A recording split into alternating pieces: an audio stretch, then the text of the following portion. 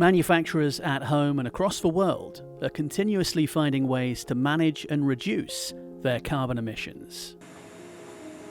We've handled it through offsets, but we've also built a solar farm in India, one of the most brownest electricity grids in the world, and we will generate about 2,500 tonnes of CO2e emission offsets for our own Scope 1 and Scope 2 emissions.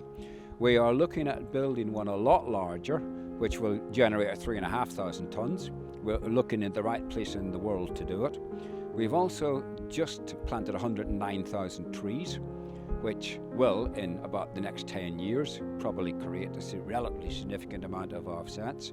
And we have made a commitment to buy 300 acres of land to plant hundreds of thousands of trees as well.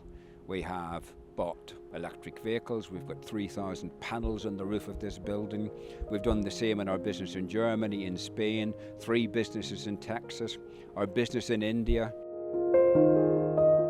AESSEAL manufacture mechanical seals, products that prevent emissions. But the challenge here, in some cases, is customers. Businesses that continue to operate in harmful ways. Customers all over the world are putting 2 gallons a minute of cold water into their evaporators at the point at which they're evaporating it out. We are trying to educate them. We have water management systems that prevent any water ingress at the point at which they try and evaporate it, and the return on investment is no more than 3 months. Now, if you look at a refinery, every refinery has got steam billowing out the back because they use steam turbines, and that's destroying the environment. And not just us, but all of our competitors have made products that stop that steam from billowing out the back for 30 years. And we're trying to persuade people, stop steaming. We've got companies that blow off and flare off methane, and it's destroying the atmosphere.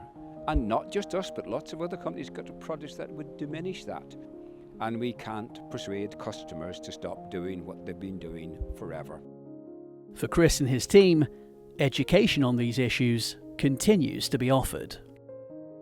Frankly, they could make more money and win an environmental award if they just knew. And I don't think that boards of directors are inherently evil. I just think they don't know. It's very hard to find a way to communicate to the right people, though. You just got to find the right person. So we keep on trying. And we have had success, obviously. Otherwise, we wouldn't be a net zero business.